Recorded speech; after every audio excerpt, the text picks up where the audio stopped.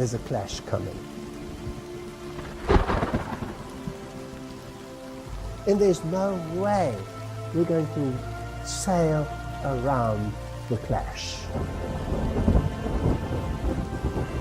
The confrontation is inevitable.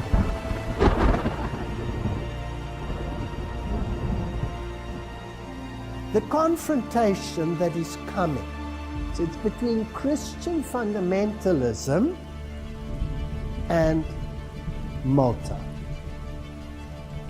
My question is, who creates the violence in the name of religion so that you can finally end the violence in the name of religion? We are living in very, very serious times.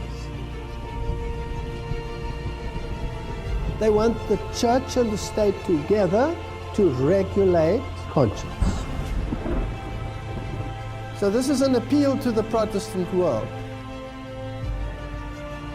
Will you look at your roots?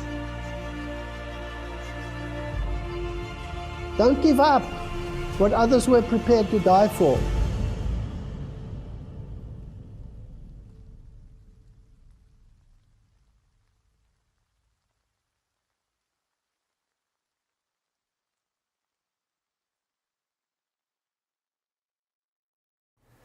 In the previous lecture, we saw the possibility, and in my opinion, the probability of a tremendous deception in history of how Roman Catholicism and the Jesuit order managed to disappear underground in terms of its political capacity, and then to resurface later as though nothing had happened in between. But of course, the entire stage for the final conflict on this planet was set during that period.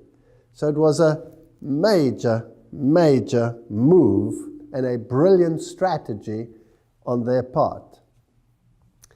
Now, one thing is to set up the infrastructure.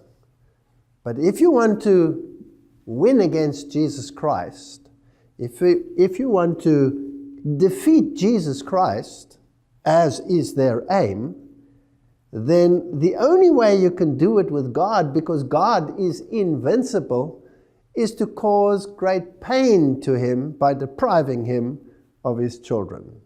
There's nothing that pains the heart of God more than to see a deception which alienates his children from him. It's a very, very subtle and deliberate process. Now, the Bible says that in this great conflict that we will have, eventually all of mankind will wander after the beast. But that word wander is written with an O and not with an A. Wander after the beast implies cognition. In other words, this war is not so much a physical war, which it also is, as it is a battle for the mind. Because it is in the mind where the decision is made whether you belong to Jesus Christ or whether you belong to another force. That's where the battle takes place. In the process, you may die. In the process, you may end up on the stake. In the process, many things can happen. Nations can rise, nations can fall, wars can come. All of these things can happen. But do not fear those who can destroy the body. You must rather fear the one who can destroy the entire human being, body, soul, spirit, in the final conflict or in the final judgment that will take place. And the devil wants mankind to be destroyed. And the only way that he can achieve it is by changing their mindset. So this has always been a battle for the mind. And we learned in the last lecture that the Jesuit order created all the school systems which eventually became the school systems of the entire world. And they introduced learning against learning, where the two mindsets could clash. On the one hand, you had the Protestant mindset, which said that the Bible is the standard of all righteousness and should be the basis of all schooling. And on the other hand, you had Gnosticism. Man is the center of everything, and man is the one who has to be exalted to the level of deity. So that is emulating the voice of the serpent in the Garden of Eden. Now, the greatest strategy to win the mind over that the Jesuits used was Jesuit theater, Jesuit drama. Now, if we look it up in the Encyclopedia Britannica, it tells us Jesuit drama, program of theater, developed for educational and propagandist purposes in the colleges of the Society of Jesus during the 16th, 17th, and 18th centuries. Cultivated as a medium for disseminating Roman Catholic doctrine, drama flourished in the Jesuit schools for more than 200 years. Evolving from modest student exercises to elaborate productions that often rivaled the contemporary public stage in polish and technical skill. The earliest recorded performance of a Jesuit play was in 1551 at the newly founded in Sicily. In less than 20 years, plays were being performed at more than a dozen of the new Jesuit colleges springing up in cities across the continent, including Rome, Sevilla, Cordoba, Innsbruck, Munich, Vienna, and it grew into a mighty organization. By the mid-17th century, there were 300 Jesuit colleges in Europe, and in almost every one, at least one play was given each year. So originally the plays were pious to attract the people and the Protestants to come and look. But eventually, gradually, other things started creeping in. Originally there were no ladies involved, and eventually more and more ladies, and the music started changing, and it started progressively, slowly infusing the minds of people. Jesuit playwrights also drew upon material from pagan mythology, ancient history, contemporary events, all reinterpreted in terms of Catholic doctrine. So it was very cleverly done. Their stagecraft kept pace with all the newest technological developments. Music was an important element in most of the plays, ranging from simple songs to works that called for large orchestra and chorus. And Mozart, at the age of 11, wrote his first music for Jesuit theater because his father was one of the directors in Jesuit drama. And this is where the great music world was introduced into this way of acting and affecting the mind. Eventually included ballet, opera was brought in, and extravagance and luxury of many of the Jesuit productions came under heavy attack. Many of the productions were enormously expensive. So they spared no cost. And yet it cost them nothing. How did they do this? Well, one chariot taken from the enemy, Sun Tzu said, is worth 20 of our own. You never use your own money, you always use the money of others. Dramatic performances were prohibited or limited in many areas, and they ceased altogether in 1773. So this period when the Jesuits were being banned all over Europe, even the Jesuit drama disappeared. It was gone.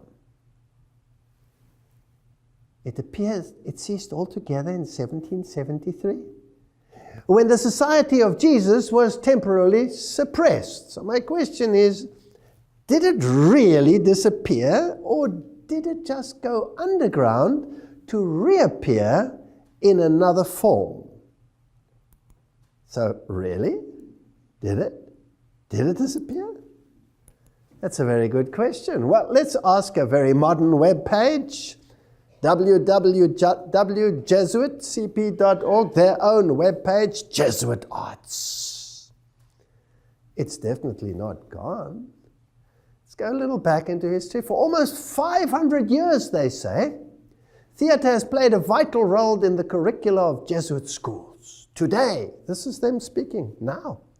In Dallas, Jesuit theater builds on that tradition by offering a broad range of opportunities for students. And they talk about the plays and the absurdist plays and all of these issues. Drama troupes they have. This group of seniors performs local middle schools on a weekly basis as a part of Jesuit community service program. So they take their Jesuit theater into the schools. And Jesuit supports these activities with a broad curricular offering, including theater, art, stage acting, stagecraft, directing for theater. And then they ask you to be part of Jesuit theater. And it seems as though a little college here is doing something and a little college there is doing something. But they are far more brilliant than that. Embedded in ratio studorium, rational studies, were the elements of entertainment, dramatic production, composition, rhetoric, eloquence. And these courses interlinked with the spiritual exercises. So here was something to control the mind. Ignatian way of thinking, taking you into a supernatural form of religion, experiential religion, where experience becomes the norm. The feelings dictate, but the mind is bypassed. So they introduced spiritual exercises in the most subtle way to intensify the experience of Catholic doctrine over Scripture and Protestantism. They resulted in a genre of spectacular plays that won distinction as Jesuit theater. So writes, it's written in Rulers of Evil. Jesuit priest Antonesius Kircher then added something to this theater. And what he invented was the megaphone, so that he could speak to greater audiences.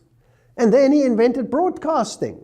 So he is the father of the modern technology that we see right here in our midst today. Camera theater. And he perfected what was called the magic lantern, lanterna magica, the instrument where you could project images on a screen, moving images. So this was the origin of the modern cinema. Now, another interesting point that they had was the invention of cowboy movies, which were the first movies that were ever made. And by the way, the cowboys themselves and the whole cattle industry in North America was introduced by the Jesuits. They introduced it.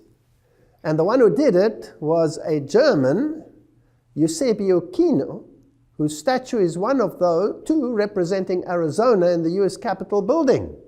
He was a Jesuit professor from Ingolstadt College in Bavaria. This is where the entire Illuminist movement started.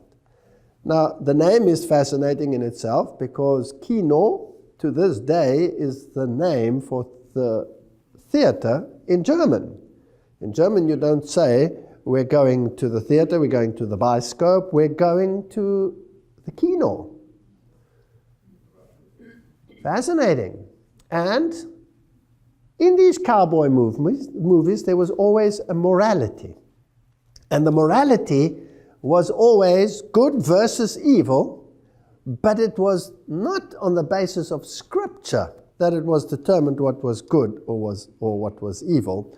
There was another underlying morality, so that man in himself could decide what was right or wrong, and ruling by the gun. The bad guys normally lost in these movies, and the good guys won. And that's how it started. And all the actors were high Masons. If you take those early actors, Frank Sinatra, all of those that were involved in those movies, John Wayne, They were all 33-degree Freemasons. And if you follow it down through the line to this very day, most of the actors, I would say the great majority, if not all, of the major actors are all high Masons. All the singers, all of them. Now, if you're a major strategist, you don't want anyone to know that you are pulling the strings. So you are always behind the scenes, and you will have your front men. And the front men that they introduce, of course, are the Jews. They love using the Jews and term it Zionism. But these are papal court Jews. These are not Jews in the sense as we would understand from the Bible. So knowing and obeying Scripture is not necessary in comprehending the ways of good and evil. And this is what the devil said in Eden. You will know good and evil. You don't need God to dictate it for you. Now, after World War II, during September 1957, Pope John the 23rd gave Jesuit theatre a broader horizon with his encyclical Miranda Prorsus. And this is what he wrote. Men must be brought into closer communion with one another. They must become socially minded. Have you heard of social doctrine? Their technical arts, cinema, sound, broadcasting, and television can achieve this aim far more easily than the printed word. The Catholic Church is keenly desirous that these means be converted to the spreading and advancement of everything that can be truly called good. I want to remind you that in the occult world, in the esoteric world, good becomes evil and evil becomes good. So if somebody says something is good, you could in your mind just twist it around and say evil must triumph. Embracing, as she does, the whole of human society within the orbit of her divinely appointed mission, she is directly concerned with the fostering of civilization amongst all people. So here is a move to embrace all of humanity. That means all of humanity must receive the same mindset. John the 23rd urged that pious national films reviewing offices be entrusted to men who are experienced in cinema. At the same time, we urge that the faithful, and particularly those who are militant in the cause of Catholic action, and added there, that must be the Jesuits and their protégés, they are the ones, be suitably instructed so that they may appreciate the need for giving these officers their willing, united, and effective support. In 1964, Pope Paul VI amplified this encyclical, Miranda Prorsus, with the decree Inter Mirifica amongst the wonders. And what he said is stunning. He said, quote, "It is the Church's birthright to use," please note, to use and own the press, the cinema, the radio, television, and others of like nature. That must include the internet. So how much of the media world does he control? Do they want to control? Own and control? All of it. All of it. Then he cited a special responsibility for the proper use of the means of social communication, which rests on journalists, writers, actors, designers, producers, exhibitors, distributors, operators, sellers, critics. So even that which you hear about that which is done by them will be done by them, so the critics will be either on this side or that side of the spectrum, using Hegelian dialectic to so confuse you that you don't know whether you're Arthur or Martha at the end of the day. So it is the Church's birthright not only to own, but to control all media, all social media. The quality of the entertainment content was decreed in a section of Inter Mirifica encouraging the chronicling, the description, the representation of moral evil, which can, with the help of the means of social communication and with suitable dramatization, lead to a deeper knowledge and analysis of man and to manifestation of the true and the good in all their splendor. Here's the battle for the mind, good and evil. Now, What good and evil? Biblical, based, good and evil? Or worldly based, good and evil? Esoteric, good and evil? Well, let's continue. Emboldened by this papal decree, social communicators have been talking about free speech and all of the issues that are involved. Now, if we take cognizance of the fact that there are to own, control all the media, and to use it to instill mindsets in people, then I would like to know how this is achieved without anyone knowing how it's done. Isn't that what the General Sun Tzu said? We have to achieve things without anyone knowing how it's done. And we must never, ever be the target. It's always good to use the enemy to do the work for you. And even if you represent the enemy, you will pretend that you are not the enemy, that someone else is the enemy, so that it's never you. There's always a front. Now we're going to look at some of these productions and see if we can see a pattern. The Simpsons and philosophy, the door of Homer, etc. If you read a little bit about it, it says it's a non-fiction book analyzing the philosopher and popular culture effects on the American animated sitcom. Now, people think, this stuff is silly. Who cares about all of these idiotic cartoon characters? Millions of people are sitting and watching. Millions. These playwrights that write these episodes receive millions of dollars in salary. And if you want to know what type of people are involved in writing these scripts, you will be stunned, because they are the most educated people on the planet. Harvard graduates with PhDs in philosophy and mathematics. And they use occult numerology in order to achieve what they want to achieve. So now let's have a look at some of these. And if you look at it, you'll think it was sort of innocuous. The 33rd episode of the show aired in season 2 was titled The War of the Simpsons. The episode features a plot that gives tribute to Ernest Hemingway's Old Man of the Sea, and features a battle for the ages between Homer Simpson and General Sherman. Let us quickly examine the numerology of Sherman. And if you look at this numerology, you will find that Simpson adds up to, if you take the numeric value of the letters, to 33. Now, if you look at that, you might get confused, because there are many forms of numerology out there. And looking at this, you wonder, how does this add up to 33? Since when is S, the value of S, 1? Because normally in the alphabet, you take the value of where the letter is in the alphabet. So A would be 1, B would be 2, C would be 3, etc. So why does this add up to 33? The same with Sherman. Why does that add up to 33? And here you have a 33.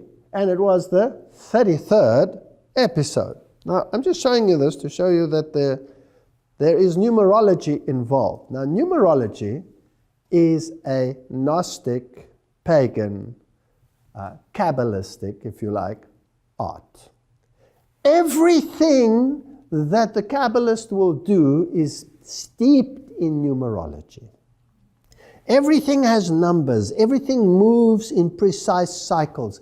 They will not make a move until the situation is right, till the solstice is in the right place, till the right liturgy has appeared. Everything is governed by numerology. There is an ethos of power in numerology. Now, the numbering system that they are using here is not the normal numbering system, but the Pythagorean numbering system. And if you take Pythagorean numerology, then S indeed becomes 1, and I indeed becomes 9, and 4, and 7, etc., etc., etc. So it's a highly sophisticated mathematical formula that they're using, and the names have very specific meanings. Now, you don't know that as you're watching it. You're just watching a silly movie. But put into these, there are subliminals to affect your mind. And they plant ideas which your subconscious picks up. And eventually, everybody starts thinking along those lines. Now, this is a cartoon. It's an adult cartoon. Kids also watch it. But if you then add the press and the news media, and you can switch channels. I mean, you can go from CNN to BBC to Al Jazeera to whatever channel you want. You get exactly the same news at exactly the same time, repeated over and over again. There must be some coordination between those groups, otherwise they all wouldn't have exactly the same thing. Don't you think so? And there's a propaganda so that you believe what they say. So if you want to create an enemy, a public enemy, what's the best way to do it? To create an enemy and then to broadcast him across the media.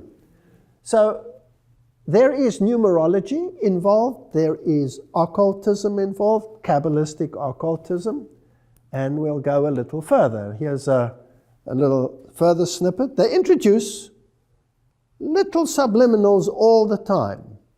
So in the story, this character is often punished and has to go and write on the board his lines, and he says, I will not plant subliminal messages, but if you analyze it, really it says subliminal messagores.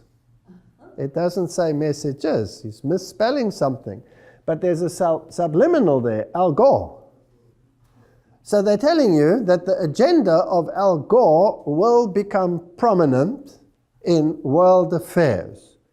And the Pope has just brought out an encyclical on this very subject, which is supported by the Al Gore philosophy.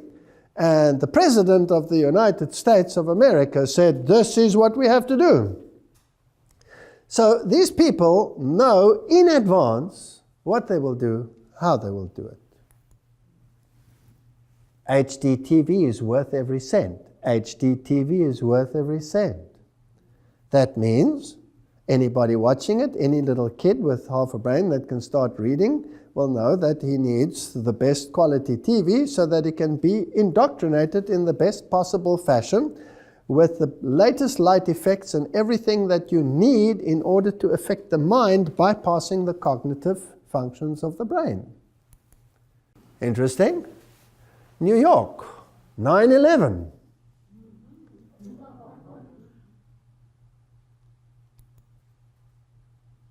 And if you take Michael Jackson, May 20, 1997, and there he is dancing away at the destruction of New York with a massive cloud going up behind him, all done way before the event actually took place. Now, this is interesting stuff. So not only 9/11, by the way, that was a 1997 episode, and the event only occurred in 2001. So are there any other subliminals? Well, of course. Here you'll have the all-seeing eye, and they will use only half the face to project that image. And when they're unpacking their toys, you have all the occult symbols present in these subliminals. Now these, remember, are not airy-fairy people writing these. These are Harvard graduates with PhDs in philosophy and mathematics, and they have exceedingly great depth of knowledge of occultism because it's in all their subliminals. The Pledge of Allegiance does not end with Hail Satan. He has to write this over and over and over again. Now, just the expressions on the faces, you can see how it can affect little children, because what they see is what they do and what they live. Let's have a look at some of the introduction of these ideas and how it all began. In the early movies, Sammy Davis Jr. used to play a very important part. He also acted with all these 33 other Freemasons that were the early cowboy movie people. And he, of course, was known as a member of the Church of Satan. Apparently he switched, but it's fascinating that he also was a Knight of Malta. And here he is seen discussing very important issues, I believe, with producer of We Are the World. He was Lionel Richie. And he's discussing issues here with Donald Monin, S.J., Society of Jesus, president of Jesuit Boston College. And this, of course, became then the new musical production that was absolutely broadcast over the entire world. Because humanity has to unite in one mindset. And so let's create chaos, let's create false flags, let's create enemies, so that we can herd humanity into one camp. And let's have a rainbow nation and all the colors of the rainbow represented. I'm a red Indian, I'm a Chinese person, I'm a that, and I'm a this, and we are the world, we are the people. And what is the spirit behind it, I ask myself, in this process? Now, if we continue in this modern Hollywood era, let me remind you again, it is the church's birthright to own and control all media productions. So who really controls Hollywood? It's not the Jews. There's another power that controls this entity. So we'll introduce extraterrestrialism. It becomes very prominent. And then we'll link it to messianic messages as we condition minds as to what will happen. Close encounters of a third kind. Let's bring in things which can be, well, determined either extraterrestrial or demonic intervention. And all of the great megastars, well, they don't hide where their affiliations are, as you can see. Simon Cowell's little jet ski with his nice little Masonic symbol right on the front. They're not scared. And today, everything is out in the open. If you are interested, you can go to the web and you can punch in any actor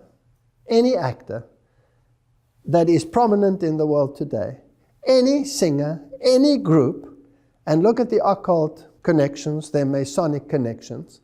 I had a young girl who got tickled pink and started doing this. She drove me crazy with the thousands of things she sent me. But she did a great job. Every single one is involved.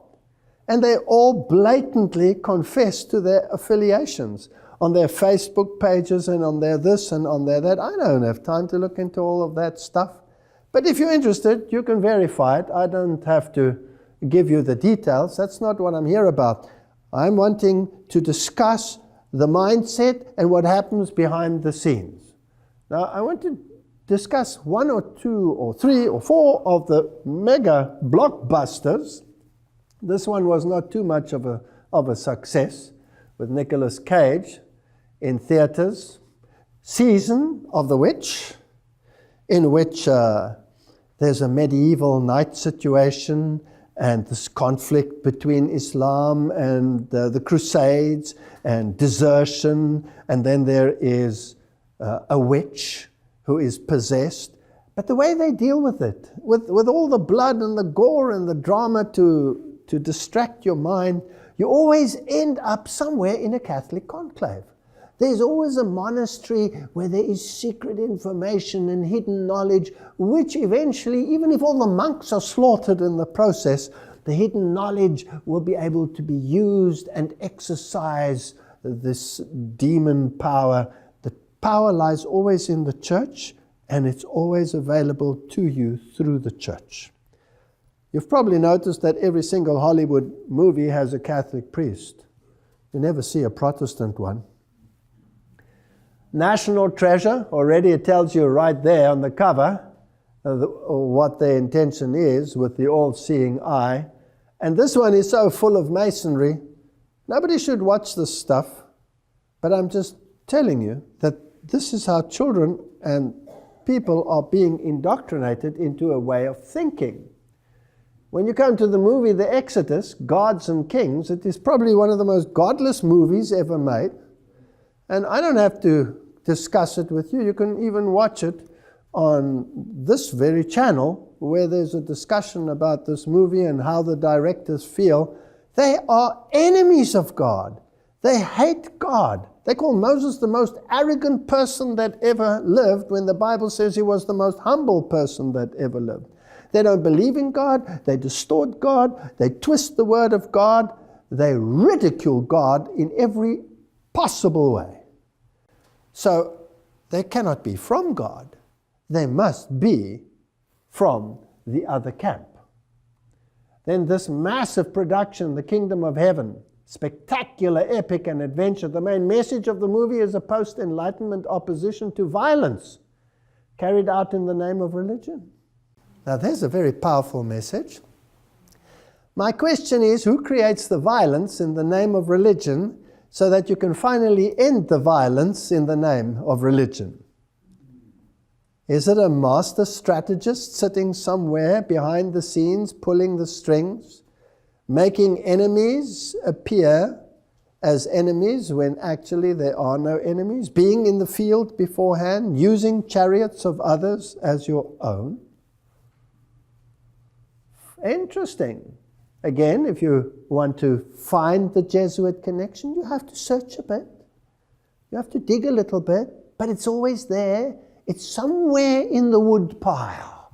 You just have to search around. Said Father Leo Lefebvre, the theology professor of Jesuit-run Fordham University. He said, this is what the movie is about. The Times then tries to reassert the film's group hug, whatever status, with a quick quote from a cooperative priest who says exactly what they want to hear. The Reverend George Dennis, a Jesuit priest and a history professor at Loyola Marymount University in Los Angeles, who was one of the 5 experts provided with the script for Kingdom of Heaven, said he was impressed with the nuance and accuracy. The Christians are always the bad guys, the others are always the good guys. This is a mindset without the backdrop of history that is being instilled in humanity. Historically, I found it pretty accurate. Well, if you have a distorted mind, I don't know whether you know, but you cannot find the history of the Reformation in any meaningful way in any modern document dealing with that subject. You have to dig for the old moldy ones. When you open them, they have this moldy smell and this damp, acrid feel. Then you know you've got gold in your hands. Because the Jesuits have rewritten everything. They own the press. They own the press, so you rewrite history, as we will see. Not so fast, George, etc. So they're arguing about it, but the fact of the matter is what I'm showing you, the ones supporting it from behind are who? Jesuits. Jesuits. The Count of Monte Cristo, probably one of the most brilliant allegorical movies, and the Count of Monte Cristo, who suffers greatly and eventually becomes mega rich, but he doesn't get the girl. Who is he? Well, he's none other than the Jesuit general himself. About the story of the Jesuits and the demise of the Jesuits and the resurrection of the Jesuits, immensely wealthy, that he can purchase the whole world, if you like.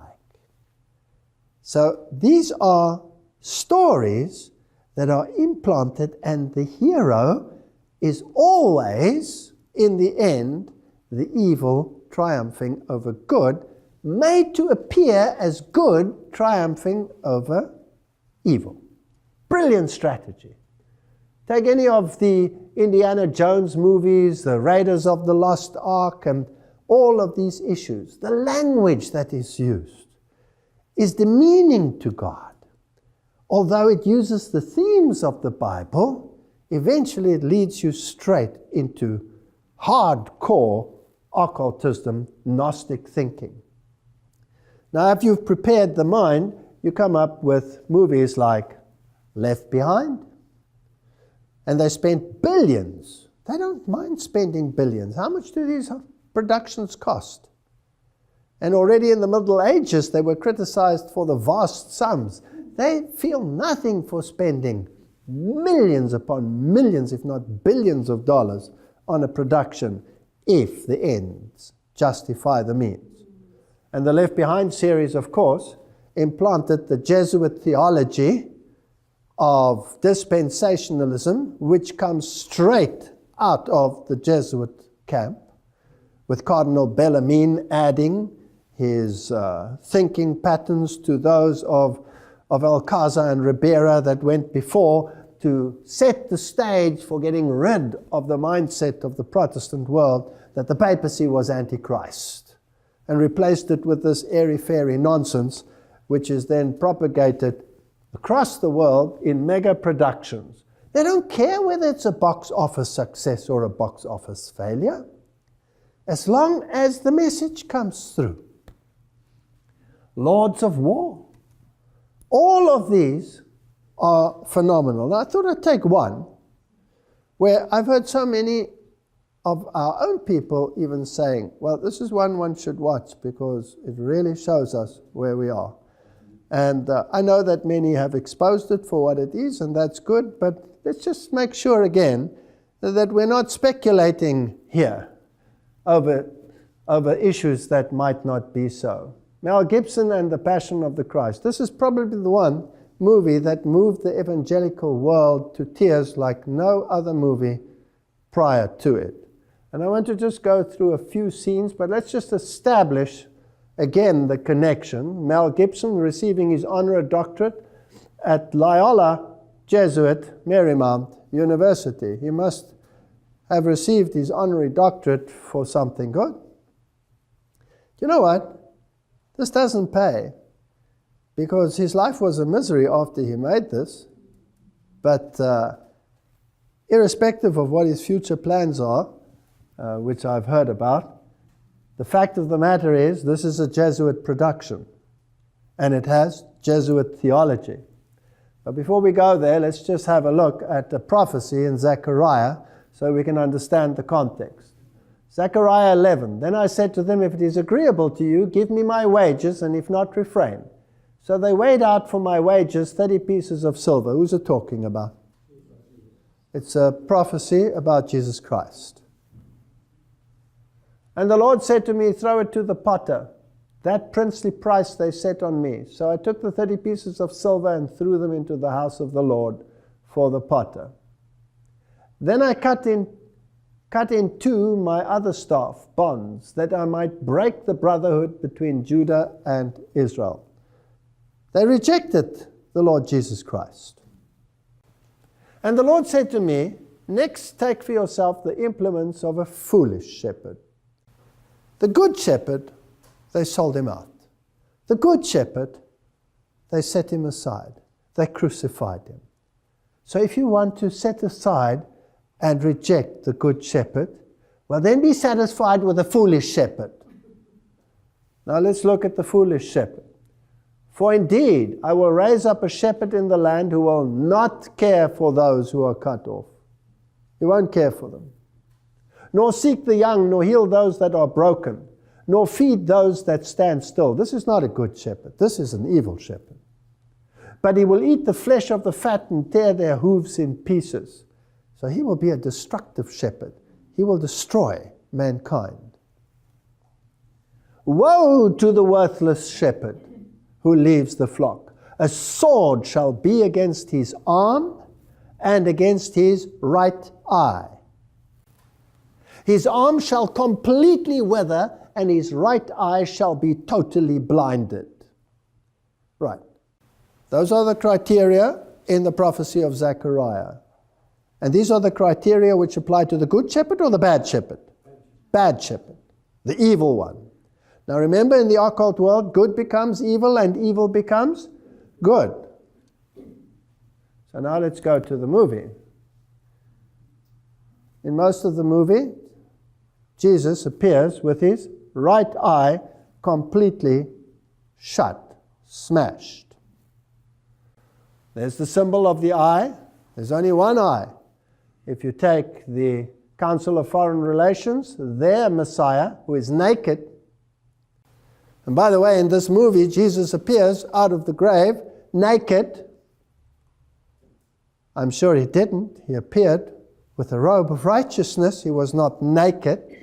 This Messiah of theirs is naked and only shows the left eye. The right eye is never seen in their Messiah. So here, Jesus' arm is dislocated, so says this webpage, in order to make his hand reach the nail hole, meaning that his arm should be fully extended and straight at all times. However, in almost all shots of him on the cross, his body sags forward with his arms bent at almost 90-degree angle. So his arm is withered and his right eye is smashed. Now let's make sure again. Let's go to the occult world, Blavatsky. The devil is now called darkness by the church, whereas in the Bible, he's called the Son of God. The bright star of the early morning, Lucifer. There's a whole philosophy of dogmatic craft in the reason why the first archangel who sprang from the depth of chaos was called Lux, the luminous son of the morning. Or man, Vantarik dawn, he was transformed by the church into Lucifer or Satan because he is higher and older than Jehovah and had to be sacrificed to the new dogma. Now in the esoteric world, Satan is higher and older than the other brother, who is Jesus. And the war between the two of them is raging. And he, the older brother, was deprived of his position but will regain it. He will be the victor. So good becomes evil and evil becomes good. Of course, we know that he's a created being because the Bible tells us so. But not in the esoteric world. Or another quote here from Blavatsky. Esoterically, he's also the serpent or the dragon that tempted Eve. And the dragon is an old glyph for astral light, which is the wisdom of chaos. So Jehovah is the serpent. He's the bad one. God is evil. So evil becomes good and good becomes evil. Now let's continue. In the movie, while on the cross, Satan, with an effeminate image, walks by and he has the birth of the other Messiah. I want you to look at this child because you can see his hairy arms and his baldness and his demeanor, and we're going to just quickly play this.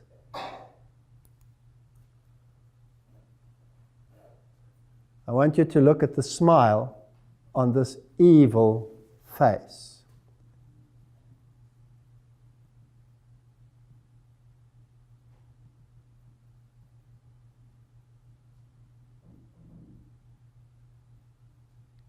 As he looks at the cross. They cannot have, look at the hairs on his back. They cannot have created a more evil image than this. And it's virtually subliminal because nobody really notices it in the movie. And look at that evil smile. Now, good becomes evil and evil becomes good. So the evil is hanging where? On the cross. But the real evil is actually the good, because you have to turn everything around in the esoteric world. This is actually a symbol of the victory of Satan over Jesus Christ. This is what it means. Now, let's just make sure. Now, Gibson told Christianity Today, I've been actually amazed at the way, I would say, the evangelical audience has, hands down, responded to this film more than any other Christian group. What makes it so amazing, he says, that the film is so Marian. Gibson calls her the tremendous co-redemptrix and mediatrix. So the whole movie is about Mary. Mary is the one who consoles everyone. Mary is the great hero of this movie, not Jesus Christ. Now, another final little interesting little tidbit about this movie. The penitent thief on the cross was wearing around his neck the Catholic brown scapular. There. So if you look at the shot of him, he's wearing a scapular. Nowhere in the Bible do you read that he wears a scapular. Now, what is the scapula? The scapula is a structure that you wear around which guarantees you that Mary will let you bypass purgatory and take you straight to heaven. So it is a promise to Mary, not to God. So Jesus could not have given him the right to go to heaven one day. It's Mary that will decide who goes and who does not. But Mary, as we know, is an acronym for Lucifer, because she was immaculate without having to need the atonement. And then that Jesus said, it is accomplished, rather than it is finished. According to Rome, it was the Eucharist which was accomplished at the cross. Now, this word accomplished is rather interesting. The Eucharist, the sacrament of our salvation accomplished by Christ on the cross, is also a sacrifice of praise in thanksgiving for the work of creation, says the Catholic Catechism of the Catholic Church.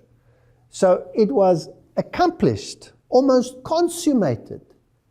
And it is, of course, the perpetual sacrifice of Jesus Christ, the constant treading underground of the Son of God, keeping him perpetual death, worshipped as a corpse.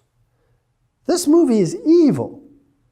And you can see the underlying evil in the subliminals. It is Gnosticism at its worst, dished up and sold to Christians as the representation of the suffering of the Son of God. It is an evil movie. John 19 verse 30 says, Jesus therefore, when he had taken vinegar, said, it is consummated, and bowing his head, he gave up the ghost. So says the Douay-Rheims Bible, which is the official Jesuit Bible. Whereas a decent Bible will say, when Jesus therefore had received the vinegar, he said, it is finished. And he bowed his head and gave up the ghost. Now, Thea's definition is to bring to a close, to finish. The sacrifice is complete. It's not complete in this movie. Now, another interesting movie with Mel Gibson and Julia Roberts is Conspiracy Theory. Now, there are people who love to talk about conspiracists. And there are many conspiracists out there who are incredibly confused. But if you have the filter of the Bible and prophecy, and you put everything through that filter, and what comes out at the other end harmonizes not only with history and current events, but with prophecy as well, it's not conspiracy, it's confederacy. And the Bible says, call it not a confederacy, a confederacy. So, I'm a confederist, I'm not a conspiracist. But in this movie, it's very interesting because he is subject to MK mind control, monarch mind control. And the whole issue is blatantly showing you how it is done. And in actual fact, this is what happens in the world. You can program anyone to do anything. So you can create the mega criminals and the murderers. When we were young, little children in school, there was no such thing as someone going psychologically berserk and blasting away everybody in the school. But now, it happens on such a regular basis. Have the kids changed? No. Something happening behind the scene. So all of these stars are all involved. Now, one of the things that is interesting about this movie, and it's only subliminal, it's only a flash. This book constantly appears in the movie. So Mel Gibson is in his mind-controlled state trying to get something, and he's trying to get copies of this book, and it's always disappearing, and he opens a shelf and it'll flash for a millisecond and be gone. And you have to look very carefully. I don't suggest any of you look. It's called The Catcher of the Rye. So I want to know, what's the Catcher of the Rye all about? Must be important. And who would suggest that something be in a movie of this nature? So I did some searching, and it's very hard to find, until I found something interesting. I found an interesting book, The Secrets of Jesuit Soup Making. Written, of course, by Jesuit brother Rick Curry. There's his title, S.J., Society of Jesus. And it is indeed a recipe book. But every book written by a Jesuit always has a what? Has a purpose. And it always is the mindset of the society as a whole regarding its oath and subject to the Jesuit general himself. So, of course, it is interlaced with all the Jesuit philosophy. And he's telling about his student days and how he was in a curriculum, etc. I was reflecting the other day on a Jesuit teacher of mine at St. Joseph, etc., and he talks about the curriculum. And he says here, the interesting thing is, the curriculum at St. Joseph was in the old style, the ratio studiorum, rational thinking. In other words, rationalism and not Bible-based thinking. The Jesuit plan of studies, first published in 1599, that was found in all the Jesuit high schools of the United States at that time, etc., etc., etc.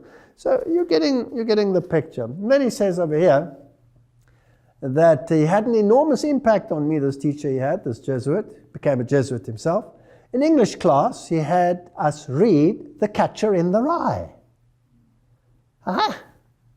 Huh. So the Jesuits make you read that book, and there it is subliminally in this movie everywhere. I don't remember much about the novel from that first reading when I was a freshman, but I do remember that this Jesuit father said, this was the kind of novel you should read again and again in your lifetime. So I was interested, what is this all about? It's about rebellion. And it's brilliantly written. It is the normal development of a youth, and this youth develops the capacity, or the rebellion that comes up, and how to exercise this rebellion, and eventually to change the world through rebellion. But in such a brilliant way that the one who is rebellious against everything, his parents and society and you name it, turns out to be the greatest saint of them all. Who was the greatest rebel in heaven? And doesn't he want to appear as the greatest saint, the wronged one? So it's implanting a mindset of dissent against the order. What order was the Jesuit order created to destroy? Protestantism. So you have to rebel against Protestantism.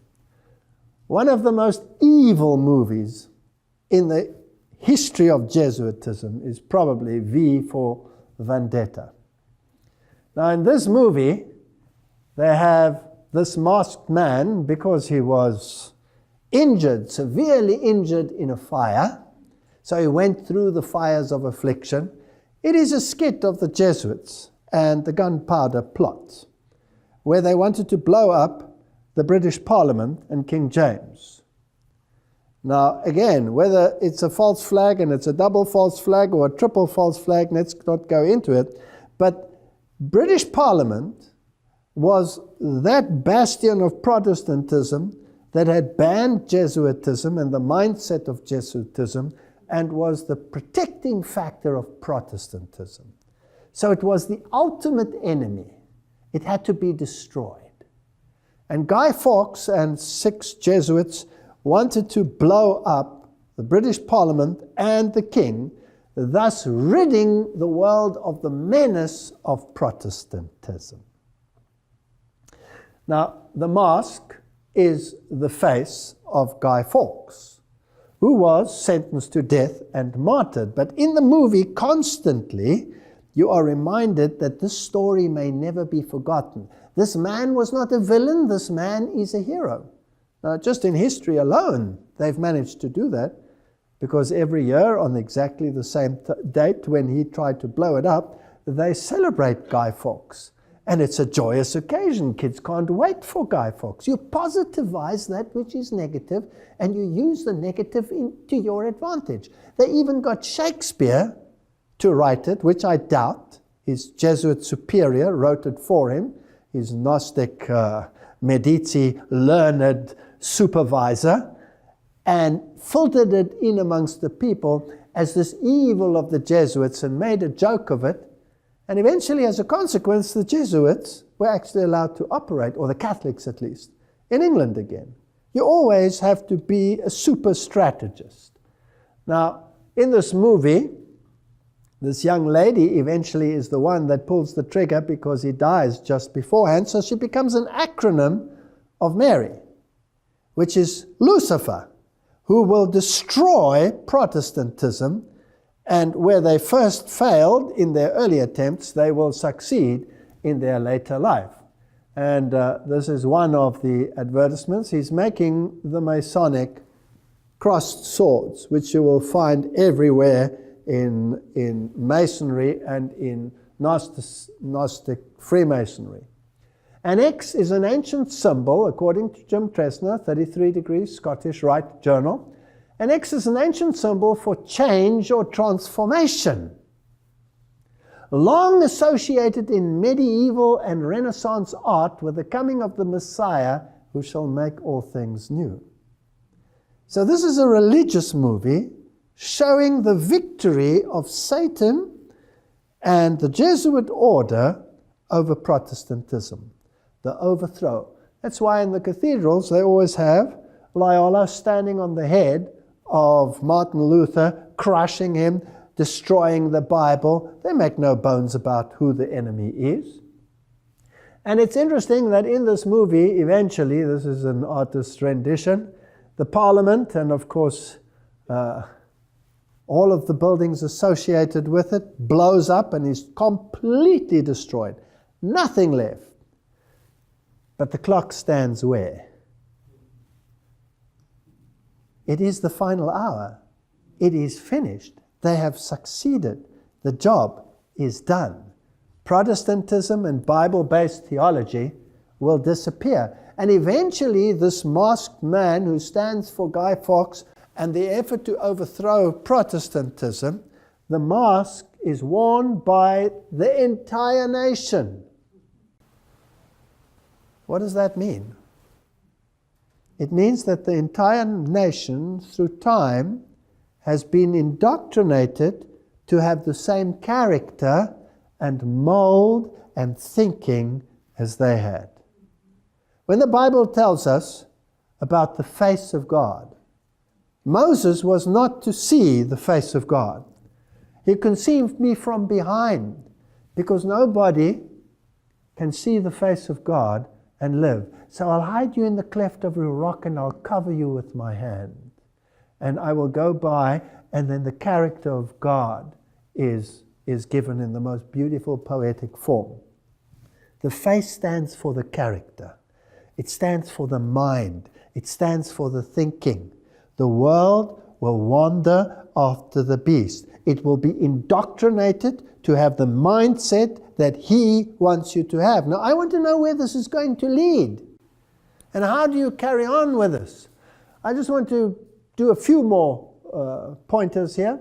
The list of actors employed by these papal criminals, so says Vatican assassins. This man, of course, has a mouth that is very loose, if I may say, so excuse his language, but what he says in a rather harsh way is actually correct.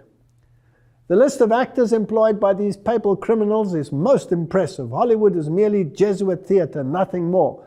Jews involved are papal court Jews worshipping their god Mammon, etc. And it's for the military company of Jesus. Now, if you write something in that fashion and you write it so harshly, maybe people will say, that suits them too, they don't mind. I wouldn't be surprised if some of them are authors of some of these thoughts. Now, Knight of Malta, Jack Valenti, was head of Motion Picture Association of America. If you want to know who controls the mega studios, in 2004, Mr. Saxon was inducted as a Knight of Malta. He owns owned all of these major companies and, well, also Hollywood studios. Is it really the Jews who control this place? There's an abundance of theatrical performances. We read in a good source now. You see, that's the one mindset. Let's achieve our aims through theater, through great performances that bypass the cognitive. Now let's see what God's way would be, the spirit of prophecy. There's an abundance of theatrical performances in our world, but in its highest order, it is without God. That's a fascinating statement.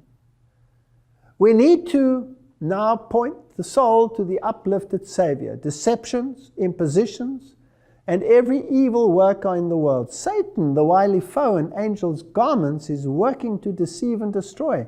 The object of the death of Christ was to declare his righteousness, and no man, woman, or child can do this in their own strength or by their own words. So here's a false righteousness portrayed in these movies. Here's another quote from Adventist Home. Through the drama, he has worked for ages to excite passion and glorify vice. The opera, with its fascinating display and bewildering music, the masquerade, the dance, the card tables, Satan employs to break down the barriers of principle and open the door to sensual indulgence. So there's two ways of reaching minds, one through the theatrical and one through the word. Shows and theaters. Satan's ruling passion is to pervert the intellect and to cause men to long for shows and theatrical performances. The experience and character of all who engage in this work will be in accordance with the food given the mind. The Lord has given evidence of his love to the world. There was no falsity, no acting in what he did. This is interesting. So we have two contrasting mindsets. Which one do you think will be the more popular in this world? Well, hands down. Now, let's get a little bit closer to very modern little children's stories and others and find out what the real message is and how the mind must be indoctrinated, and then eventually, where will it lead to? Because this is what I'm very passionate about. Now, in ancient Greece, the god Apollo and Artemis, or Pan and Diana in the other nomenclature, were very, very prominent deities. Even mentioned in the Bible is Diana of the Ephesians. And she's, of course, the goddess of fertility, and she's also the consort of the god Pan. Now, Pan has two sides to him. He has the goat side, the evil side, where he plays the pan flute, and he's the god of sexuality. He roars through the forests, causing panic. That's where the word panic comes from. Pan, chaos. He rapes, he pillages, he's violent.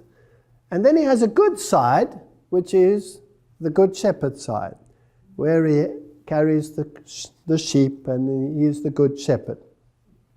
And this is a very fascinating interplay of good and evil, because Satan has a yin-yang philosophy. Everybody has both sides of the coin, whereas God says, no, you don't have to be evil. You can be only good. You don't have to be balanced by evil in order to make good prominent. So here is the god Pan in his evil form with his pan flute. But he doesn't always have to be shown with his horns and his goat form. Now, if we go to animated movies, like you will find in Disney's Peter Pan, then who are the writers and the organizations? We all know that Walt Disney was a 33-degree Freemason. He was steeped in Medici learning. The Jesuits were behind him, obviously, because they are the harborers of Medici learning. They are the ones who control it in the world. They are the experts in the occult art and in Gnosticism and Kabbalism. Now, in this movie, there are a number of interesting characters. Peter Pan, Wendy, John and Michael Darling, and the mother, who is of course called Mary. It's obvious. And who is Peter Pan and who is Wendy? Well, if Peter Pan, it's an interesting Kabbalistic name as well, because Pan, the god of evil, has a consort who is Diana, but he also has a representative on this earth who is called Peter, if you get my drift. And in that theology, there is a female entity who is the mediator and the mediatrix, and that is Mary. So if you analyze the names, you have Peter Pan, you have Wendy, and you have John, and you have Michael. Now the name John always in the occult world becomes an acronym for something else. We'll discuss this a little bit. Just to show you a little bit more of another side of Peter Pan, he always wears this little hat with a feather in it. Now, it's actually a replica, and well, we don't have to go into all the details. Just remember, Peter Pan has that little hat on his head.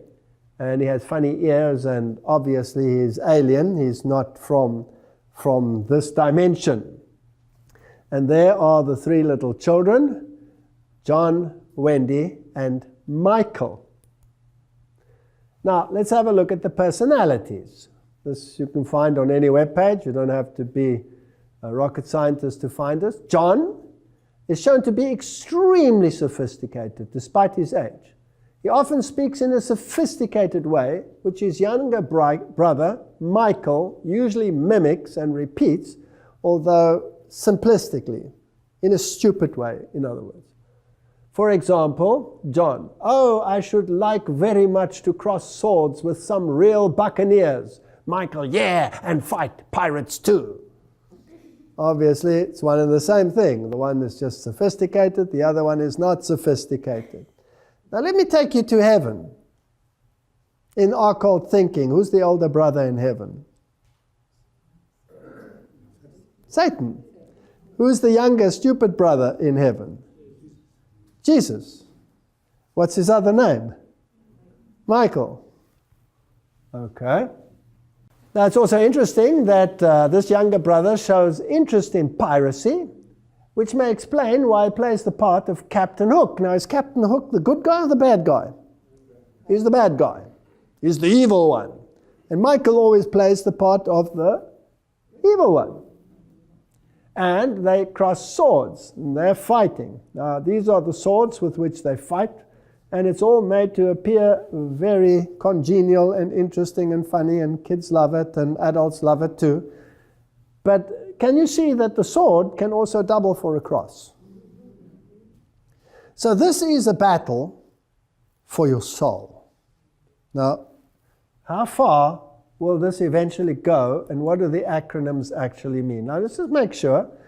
I've shown this in an old one of mine, but I'll dig it up again for the purpose of this lecture. Here is a famous monastery cathedral in Europe, where the great politicians of the world meet to make decisions for the New World Order. So when they visit there, this is where they will stay, and this is where they will deliberate. Now in the garden, I found this statue, which they have titled David. And David is being depicted there as the good shepherd, but in his hand he has a pan flute. And David never played the pan flute, he played the lyre. The harp, at least, the harp. So, this is not David. This is the god Pan. And so I realized when I saw this statue, this is the god Pan in his good shepherd form. Now, whenever you show the yin, you must also show the yang. So, where in the cathedral will I find his other form, his evil form, to balance him out and make the esoteric Kabbalistic place complete? So I went looking for it, and I searched high and low, until I eventually found it, and I found many other things on the relief of the building, and there it is. There he is. You see him? There's the god Pan in his evil form as the goat-footed god. So this is the god Pan. This is the one who they worship. But Pan has a representative on this planet. And that representative also has a general. And that is, according to the Protestant Reformation, none other than the papacy, whom they identified as Antichrist. So let's go to the Pope and see what he wears and how he displays it. Now, Pope Francis has decided that he was going to dispense with the golden cross, and he kept the silver cross, to which he was accustomed, as his papal cross. And it has on it, and you can see it over there, the emblem of the Good Shepherd. Now the question is, because there are the sheep behind it, and there's Juno the dove, which is pagan form of the deity Juno, and is not a symbol of the Holy Spirit. The question then is this Good Shepherd representing Jesus, or is it representing the god Pan? And Pan, of course, is Satan. That's what it is. Now you will see that he has his arms crossed, like this. Now Jesus is never depicted with his arms crossed like this, but the god Osiris is always depicted with his arms crossed. And as we have seen, the cross is a symbol of victory and a new order which will be brought in by the coming Messiah, which is, of course, the worship of Lucifer, which precedes the coming of Christ. So this god here, by the very nature, is the god Pan. But am I now on speculative ground? So let's go to his predecessor and retired current Pope, who happens to be Pope Benedict. And there he is. And this is his coronation. And he's receiving a mitre. And on his mitre, there is a deity displayed. Now, I've tried to increase the size, but the quality is not very good. Of course, he has the broken cross there with him, symbol of the broken cross, the bent cross, symbol of victory over Christ, of Lucifer, with an emaciated Jesus hanging there. But this deity over here is playing an instrument, and if you look very carefully, you might recognize that it is the pan flute. So he has the god Pan right on his head. He's the representative of Satan on this planet. That is what the symbolism says. Whether we like it or not, that might sound incredibly harsh, and I apologize for saying it as bluntly. Now let's go back to another movie which is used as an acronym. They can take snippets of history and turn it around to allegorize their existence. Robin Hood and Little John, the famous Sherwood Forest couple, and the merry robbers who took from the rich and gave to the poor. Now, who is more concerned about the poor today than anyone else on this planet? Isn't it the Pope? He's constantly saying we must take from the rich and give to the poor. He's the ultimate Robin Hood on this planet. Now, in this story, it's even in the form of a statue in England. So they've glorified the story. Now, it has an ancient origin, but it has been allegorized by them to meet their needs. Now, in the animated Walt Disney one, this is John. Again, you have a John, who is the sophisticated one, the clever one, the one who wields the sword. Now, in the previous John that we had, Peter, Pan, and Mary, and John, he can also be an acronym. The one who wields the sword, will it be the white pope or the black pope? It'll be the black pope, right? Now, let's go to this story. Here we have Little John, and there you have Robin Hood in an animated form. But I want to show you the hat that they're wearing. And I want to remind you of Peter Pan, that also has the hat with a feather. So it's the same symbolism that they are using. Now in the story, Robin Hood has his band of merry men in the forest, and he's fighting against the evil lords that control England. Now England, of course, always was a renegade papal state and had to be constantly subdued. So the evil ones are the ones who run England, and the good ones are the ones who will take care of the needs of the poor, which the others never did. So again, good becomes what? Evil, and evil becomes good. Now in the story, one day he meets little John. And he says, what are you doing here? And they start fighting, and they battle on a log. Eventually, little John actually wins the battle and smacks Robin Hood so that he falls into the water. And they all laugh and make friends, and he takes him into his band. And Robin Hood actually tells him that you are greater and stronger and better in battle than me. You lead the people. But little John declines and says, no, no, no, you lead the people. But when Robin Hood gets captured, the one who takes over the leadership is little John. So in the acronym, who is who? This will be the leader, the front leader, and this will be the power behind the front leader. So this becomes the papacy, and this becomes the black papacy. So it's the white pope and the black pope. And let's see how this unfolds. Now his name is John. Whose name is John? All of them are John, right? All of them are John. John is an acronym. Now the John that they're actually referring to is mostly John the Baptist. And we'll see why in a moment. News, UK. Jihadi John. Extremists not radicalized by MI5. So there are rumors that MI5 actually radicalized the people that they're fighting now.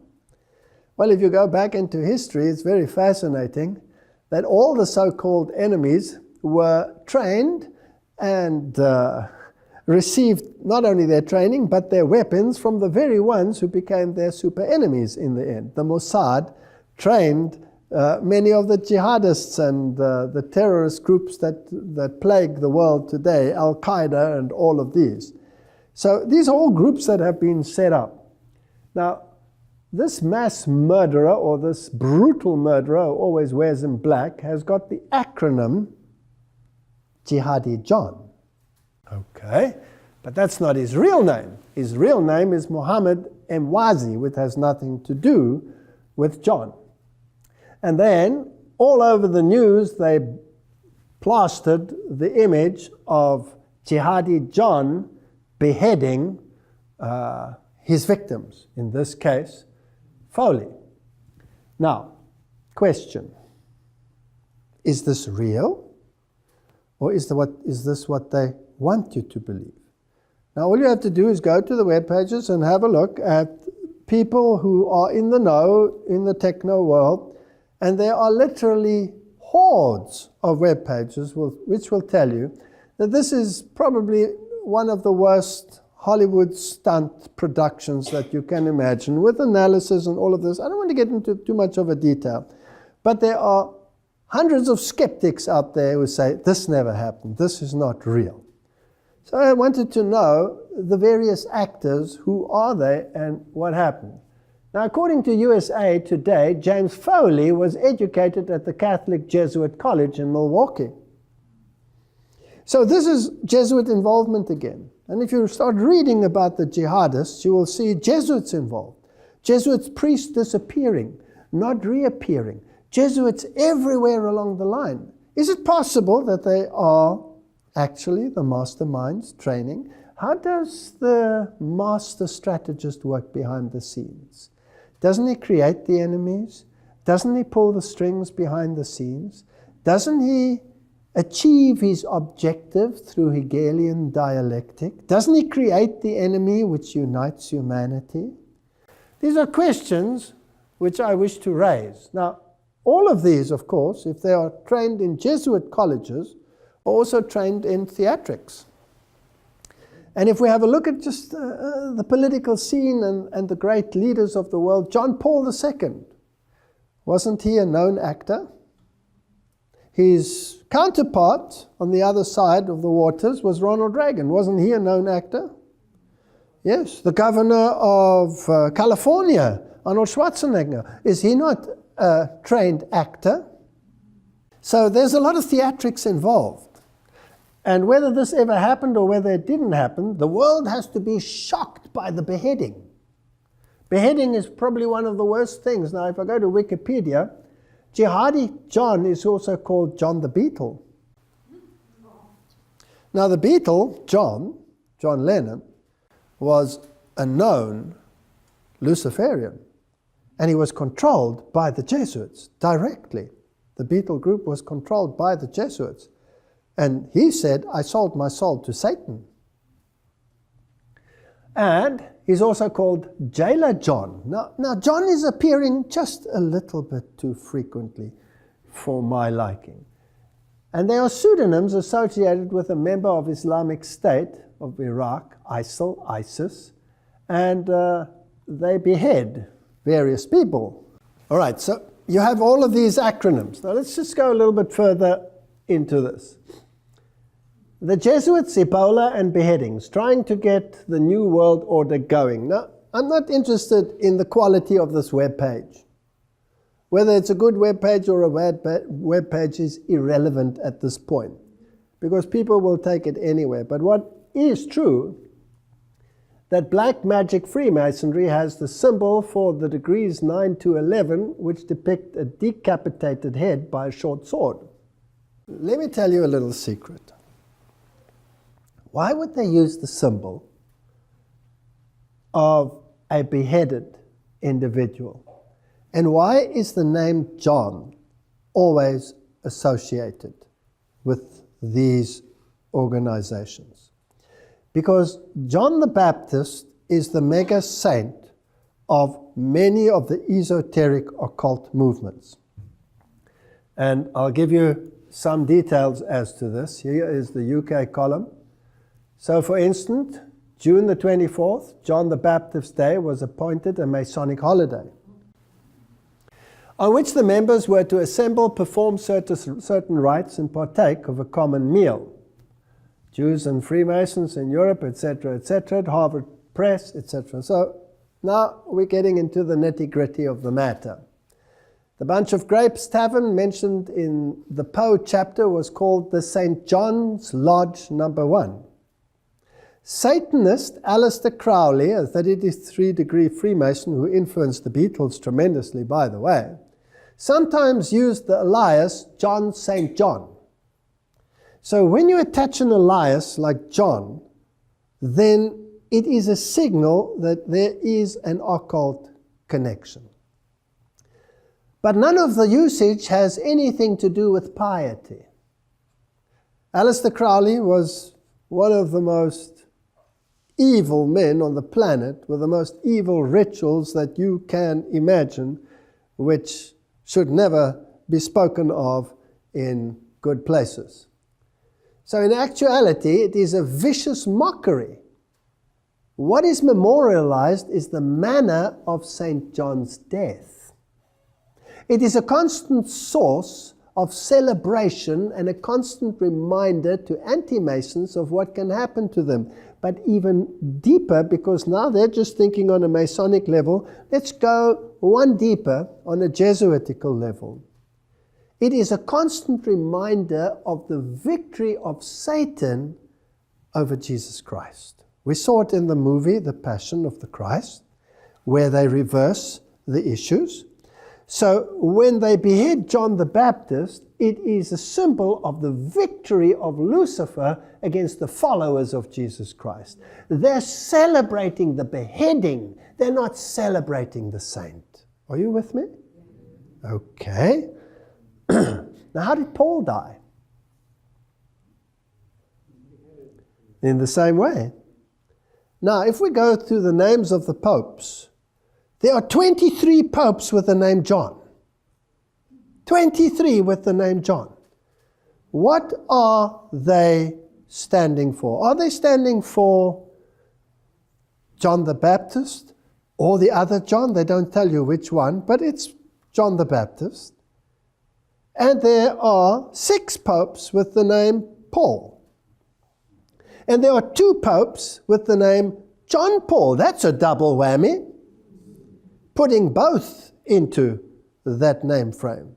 What are they standing for, and whose side are they on? I know I'm on dangerous ground, but I'm sticking my neck out. Let's go further. Joseph Ignace Guillotin was the physician. Dr. Joseph Guillotin was a French physician who proposed on 10 October 1789 the use of a device to carry out the death penalties in France, the guillotine. But what is not known is that he was also a Jesuit. So who is the ultimate beheader on this planet? Jihadi John or the Jesuit order? And what they did in the French Revolution to bring in their new system of government, which we've talked about in the past in Revelation chapter 11, this beast that rises from the bottomless pit with this godless philosophy, will be controlled by people who celebrate victory over Christ by beheading.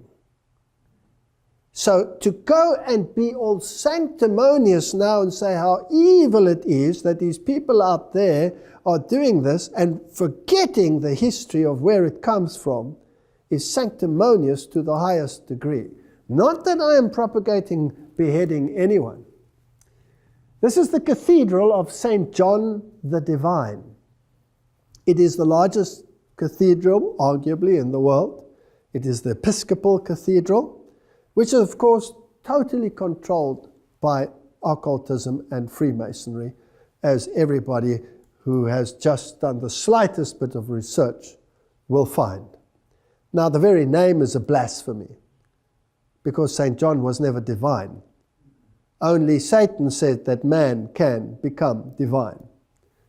Now, this Cathedral of St. John the Divine, officially the Catholic Cathedral Church of St. John, the great divine in the city of Diocese of New York, they don't really tell you whether it's John the Baptist or whether it's John the other one. Enough that the acronym is John. Inside, for a while, they hung up the statue of the female Christ, which is a blasphemy in itself, and it was sculpted by the granddaughter of Sir Winston Churchill, whose Masonic apron can be seen right there in the British Lodge if you want to go there. This is Masonry. This is Masonry. And in this cathedral, they also have the blessing of the beasts, where all the animals, cows and goats and bears and all kinds of creatures, horses are brought in. They poo all over the place, and then all these animals are blessed. Interesting. So, a female Christ. And here's an interesting webpage, Sinister Sites, and it tells you the destruction of New York City, including the Twin Towers, sculpted right on the building, because this cathedral is a work in progress. Everything is changed a little bit every year, something is added. Just like the Jesuits have a work in progress. And there's the pillar showing the destruction of New York City with the twin sitters and the smoke going up behind it. Just as you saw in The Simpsons, just as you saw in Michael Jackson's release. Is there something going on here behind the scenes? But not only that, they also have the Temple of Understanding in this cathedral, which is the United Nations organization which is there to bring about a one world religion, which we saw in the previous lecture has already been accomplished by the signing of the Unity of Religious Agreement. So we are heading towards a mindset that all religions need to come together. Who's the enemy? Who's the enemy? The enemy is the extremist. And the extremist is going to kill us. And the extremist is going to cut our head off. And he's coming to bomb me right here. And he's going to put a smart bomb in this place. And he's going to blow us to smithereens, etc. Fear is the mechanism of herding people into a camp. Now, I'm not interested, let me make this plain, of whether my allegories are right or whether they are wrong, whether they are spot on or whether they are off track. It's not relevant. The question is, where's it leading to? Because they say the ends justifies the means. If the end result is in accordance with what the Bible tells us is going to happen, then I know who's behind it, irrespective of whether I'm right or wrong. Amen. That's the point. So let's have a look and see where it's heading. Former British Foreign Secretary Robin Cook, a very fit man, very active, just suddenly dropped dead on his morning walk. But leave it at that. He said, the truth is, this is now, he's standing in front of number 10 Downing Street, high politician, high position in the establishment. He just got fed up and he said, the truth is there is no Islamic army or terrorist group called Al-Qaeda, and any informed intelligence officer knows this. He said, but there is a propaganda campaign to make the public believe in the presence of an identified entity representing the devil, only in order to drive the TV watcher to accept the unified international leadership for a war against terrorism. The country behind this propaganda is the United States. So he said. And then he died. So there is no Al-Qaeda. Now, any informed person will tell you that Al-Qaeda was created, funded by the powers of be in the United States and elsewhere in the world, united, trained by the very organizations which became their super enemies in the end. It's a front organization. It doesn't exist. What does he say? It doesn't exist. If it has outlived its usefulness, you replace it with another one that doesn't exist. Even though it has a name, ISIS, and even though it is prominent, and even though it apparently chops heads off of trained Jesuits. I don't believe a word of it, personally. There's an agenda. And I have a Bible that tells me what the agenda is. And I need to focus on what does the Bible tell me the agenda is. The agenda is the destruction of Christ and his followers. That's the agenda. There's no other agenda. My enemy is not over there. My enemy is right here. Jean-Louis Secundo, a Jesuit, born in Uruguay and residing in Canada, wrote Theology and the Church in 1985, which carries the subtitle, A Response to Cardinal Ratzinger and a Warning to the Church. Here's a Jesuit publicly telling the Pope to get lost. Now, of course, we know that the two are in cahoots, and we know that the one is the general, and he can listen to a command or he can disregard a command, etc., and that there is a tunnel between them and that they chat on a regular basis as to how to plan the Hegelian dialectic. Now, this is what he writes, and I want you to note, listen carefully to what he says. This is a Jesuit writing. As such, the book is a defense of every Jesuit priest that shoulders a carbine. Now, notice what the Jesuits do. Shoulders a carbine, joins the jungle guerrillas. It makes clear why Jesuits can be ministers with portfolio in Marxist governments. Why Jesuits can attack John Paul on his teaching on sexual morality. So the Pope says, the white Pope says, contraceptives are evil, we mustn't do this, we must have decent relationships. And the other ones will say, hand out condoms, hand out free this, free sex, free that. Hegelian dialectic, we'll see how it works in a moment. Why Jesuits spend their days and their lives solving union problems. Who's behind the unions? One of the means to bring about a time of trouble such as never was. Jesuits. Organizing sugarcane workers, running factories, constructing low-cost housing, help Planned Parenthood Federation of America spread the use of contraceptives, run nationwide hospitals, dispensary networks, organize political demonstrations for this and against that, according to the issues of the day are presented by the teaching authority of the People's Church. These are the actions of the new faith, true to the new theology, according to which the material needs of men must be the prior object of the church's effort. Not the spreading of the gospel. Who cares about the spreading of the gospel? Let's tread on him. Let's crush him. So, according to this Jesuit, in which lines of work are the Jesuits involved? Every single thing. Every single thing.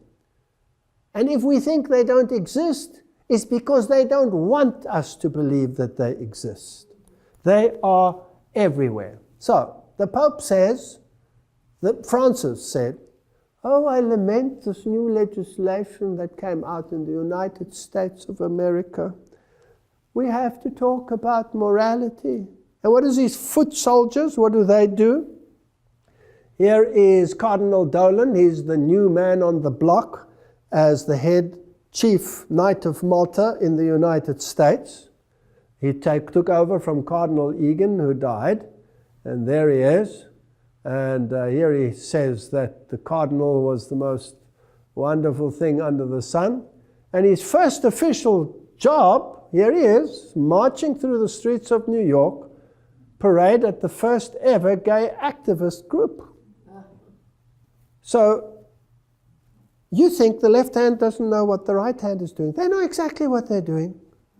This is Hegelian dialectic. But what is interesting, there was a backlash. Cardinal Timothy Dolan, Grand Marshal, despite backlash from the faithful Catholics, unhappy with the organizers' decision to allow an open homosexual activist group to march the event.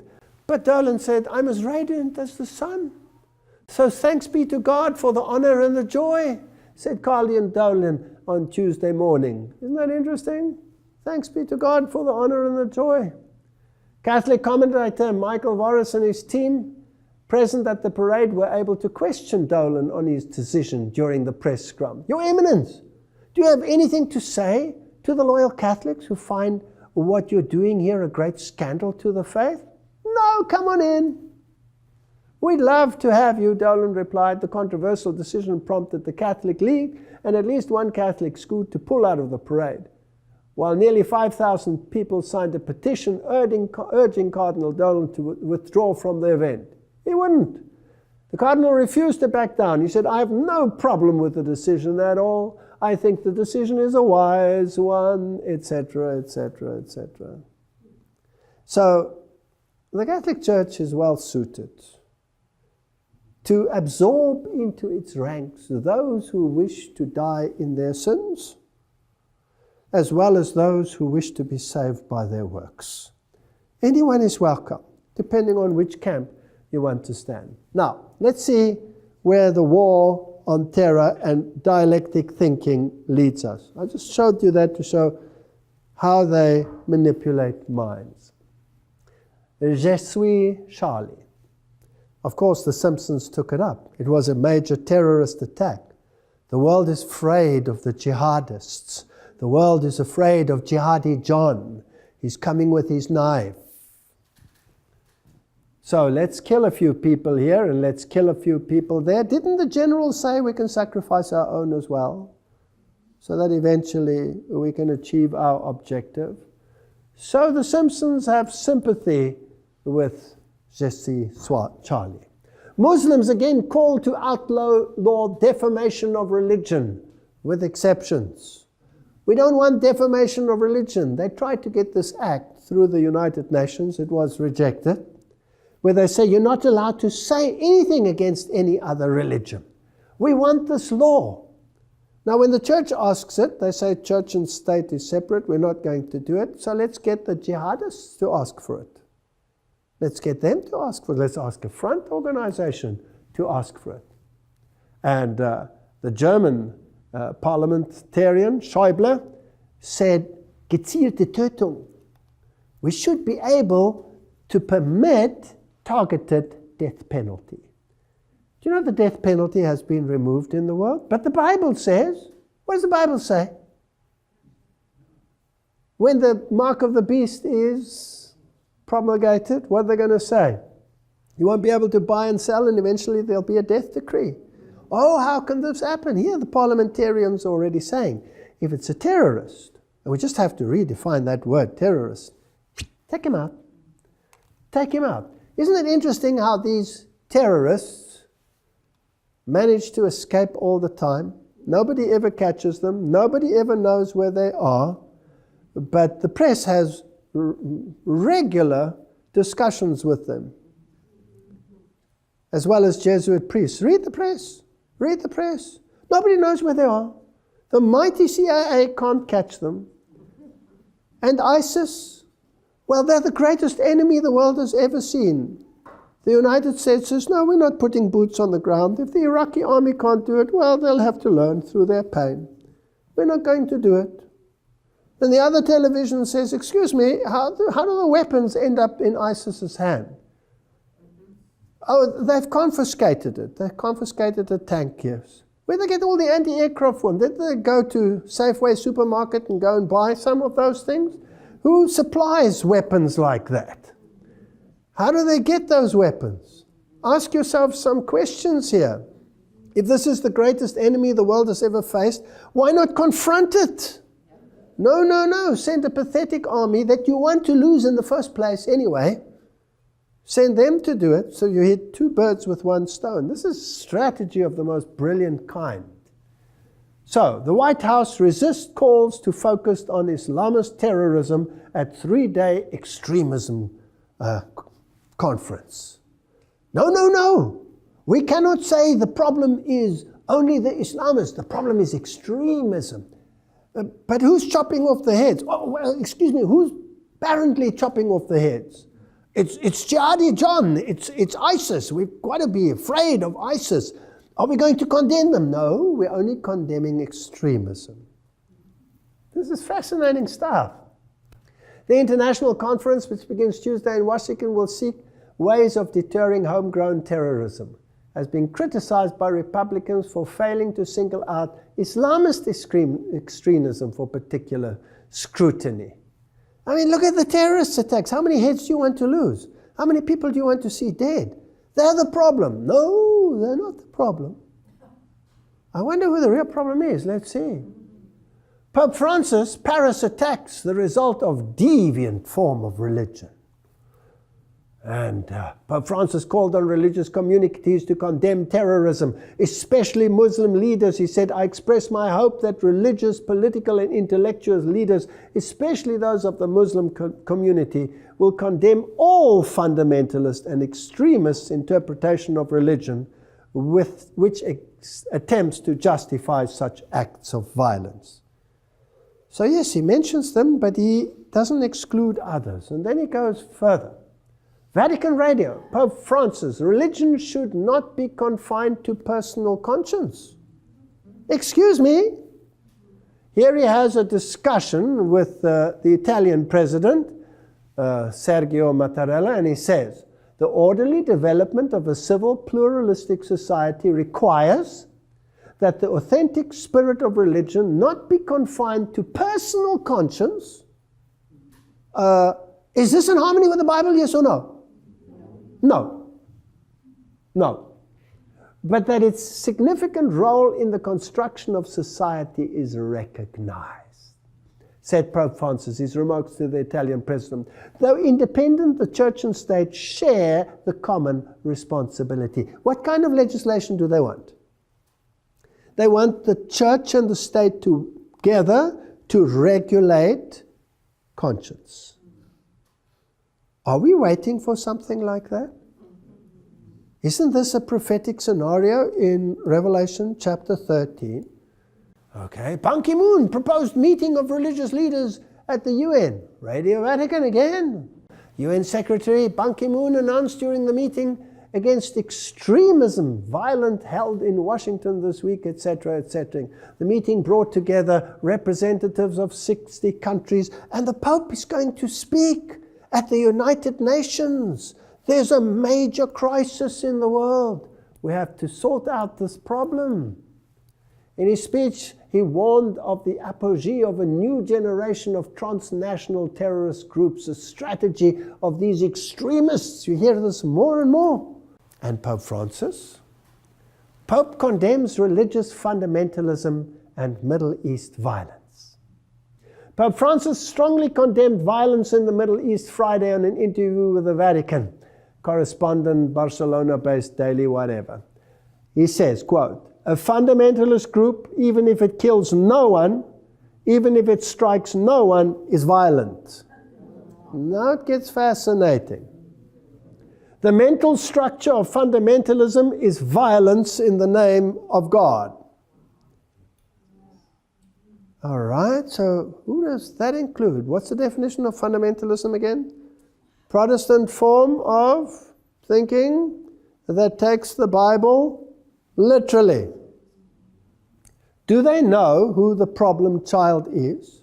Who could be part of this fundamentalist group that doesn't strike anyone and doesn't kill anyone, but by their philosophy is classified as violent?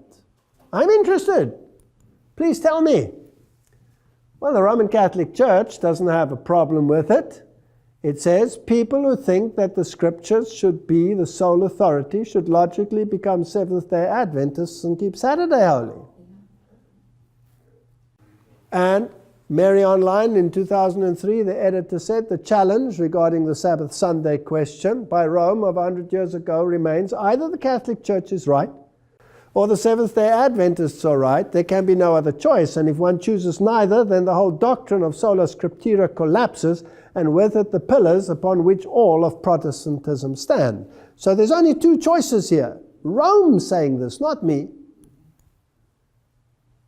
Now let's go to Catholic answers and ask them whether they understand the issue. They say Seventh-day Adventism cannot change its views on the Catholic Church being the whore of Babylon without admitting that it was wrong on the Sunday worship. It cannot admit that Sunday worship is not the mark of the beast without changing its views on the Jewish Sabbath. The Seventh-day Adventism cannot cease to be anti-Catholic without ceasing to be Seventh-day Adventism. Have they identified an enemy, yes or no? Now my next question would be, will they start indoctrinating minds against Seventh-day Adventism? And if they start doing that and starting to indoctrinate minds, because the ultimate enemy is not jihadist, the ultimate enemy is not ISIS, the ultimate enemy is those who follow Christ and keep His commandments. That is what Revelation chapter 13 says. Everything else is manipulation to receive the mindset. Now, what's the best medium to create the mindset? Television? Is that a good medium? Okay. Family Guy. One of the cartoons, probably one of the most disgusting cartoons out there. It's in the same category as The Simpsons.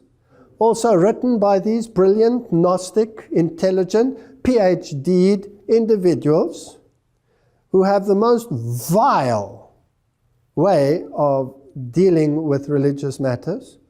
They have little statues and relics and things that they sell of God and of the characters. And what they do with God is so disgusting you cannot believe it. God creates Adam and Eve, and then He peeks at them when they are naked with a pile of pornography behind him. He's a pervert.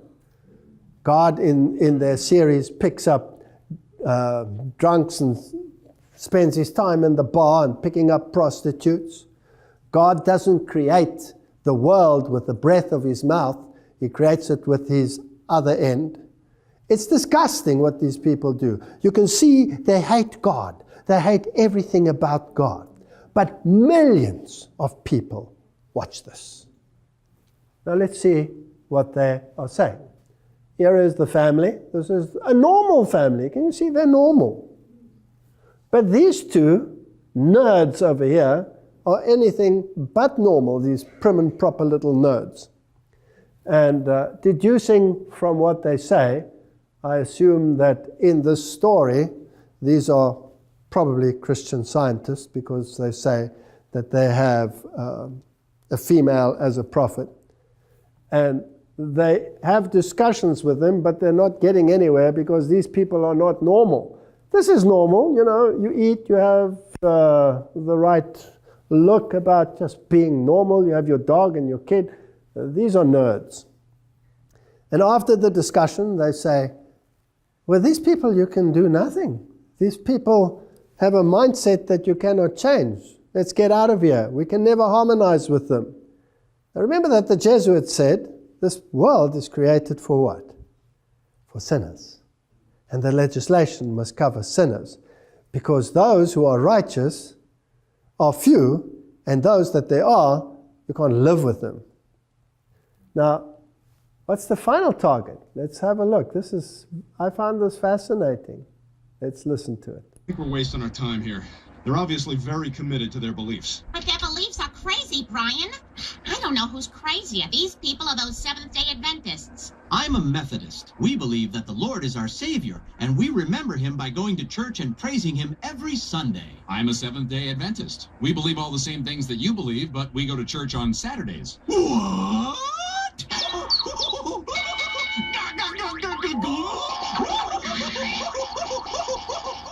Did you get that? What is being implanted in young minds and adults, because this is an adult sitcom that people watch, and the kids watch it too. Who are the crazy ones? The sectarians. Now, who's the craziest of them all, according to this? The Seventh-day Adventists. They're craziest. Are minds being prepared for something to come? I'm just asking the question. How often we are told to soften the message of warning, to only live an example, necessary as it is, this is me, my thinking, but not to expose the evils of the man of sin and those in confederacy with him. We have people who are so duped into believing that these organizations out there are good people with good intentions. And that Jesuits, they don't really exist. You know, they might have existed in the Middle Ages. Are we so blind that we do not understand prophecy anymore? Who is the enemy? Who is the enemy? My Bible tells me it's the man of sin who sits in the temple of God pretending to be God. And he's using the beast out of the earth to do his service for him because he controls him. Called to expose the man of sin. In the very time in which we live, the Lord has called his people and has given them a message to bear. He has called them to expose the wickedness of the man of sin, who has made the Sunday law a distinctive power, who has thought to change times and laws and to oppress the people of God who stand firmly and honor him by keeping the only true Sabbath, the Sabbath of creation, as holy unto the Lord. Let me tell you something, that is the enemy. Now, if you look at the poor Muslim, my heart goes out to the Muslim. Imagine being used and manipulated and kept in poverty and hoarded and chased and your housing destroyed around you to achieve an objective. And you're just a tool in the hands of these individuals. I'm sure God's heart is crying out to the poor Muslim who is trapped in this situation and doesn't even know what's hitting him and where it's coming from. He doesn't understand it either. Instead of having the mindset instilled into our minds, that is the enemy. No, the enemy is not there. The enemy is in Rome. The enemy is manipulating the world and creating mindsets. And our duty is to expose the wickedness of the man of sin. That's the message for the time and nothing else. So may the Lord help us to spread a message that will not only reach the ears of deceived Protestants, not only reach the ears of deceived, marginalized, destroyed Muslims, but to reach the ears of this whole planet, every single one.